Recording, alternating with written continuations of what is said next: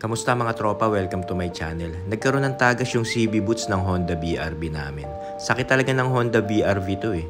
Bali 5 years na tong sasakyan namin tapos nakitaan ng tagas. Bali itong CB boots nasa ilalim to eh. Ito yung parang pinagkakabitan ng dalawang gulong sa harapan.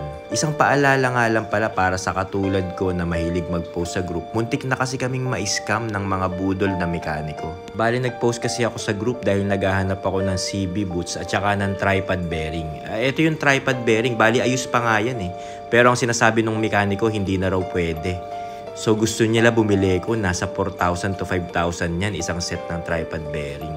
So paalala lang mga tropa na kapag nagpo-post kayo sa group, ang dami palang mga abangers na budol na mekaniko dun. Tingin ko magkakasabwat sila iba-ibang account pero sila din yung magkakasama o operan ka nila ng murang home service. Ngayon pagdating nila sa inyo, pag nakalas na nila, sasabihan ka nila ng kung ano-anong problema. Kung wala kang masyadong alam sa sasakyan katulad ko, ako ang ginawa ko, tumawag ako sa kaibigan kong mekaniko. Tas ang payo sa akin ng kaibigan ko, dalin ko sa shop niya para matignan niya. Alam nyo ba kung magkano ang kinote sa akin ng mga to? 47,000. CB boots lang ang kailangan kong papalitan kung ano-ano yung sinabi nilang mga problema na kailangan na raw ayusin. So guys, wag kayong masyadong magpapapaniwala sa online lalo na kapag ino-operan kayo. Ang ino-offer nila sa akin 500 na home service. Tapos 1,000 yung CB boots, bali 1,500 yung quotation nila sa akin. Pero nung kinalas na nila yung CB boots, kung ano-anong pinagsasasabi nila na sira nitong sasakyan ko.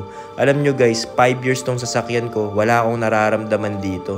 Kumbaga smooth na smooth ang takbo nito, walang kalampag, okay na okay. At properly maintained to sa Honda Casa. So ngayon guys, nung kinutan nila ako ng 47,000, na-alarma talaga ako. Binubudol nila ako tsaka minamadali nila ako na kapag daw ginamit ko pa yung sasakyan, hindi na raw ako makakalayo. Eto ang tripod bearing 5,000 to isa.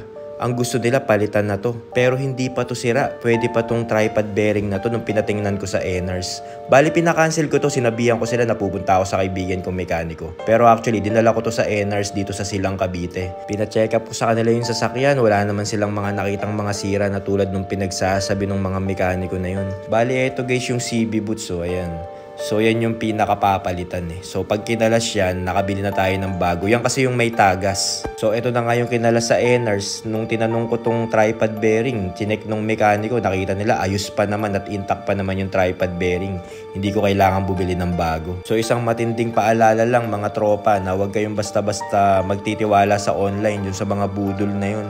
Abanger sila dun sa group ng Facebook. Kapag kami nagpo-post doon at naghahanap ng mga parts or nasisiraan, talagang sila rin yung nagme-message dun. Kaya guys, mag-iingat kayo. Ito nga pala yung bagong CB boots. So ito yung kinabit ng NRS. So salamat NRS sa smooth transaction. So guys, yun lang. Nagkala talaga sila sa online. Isang paalala to, huwag kayong basta-basta magtitiwala sa mga budol na mekaniko.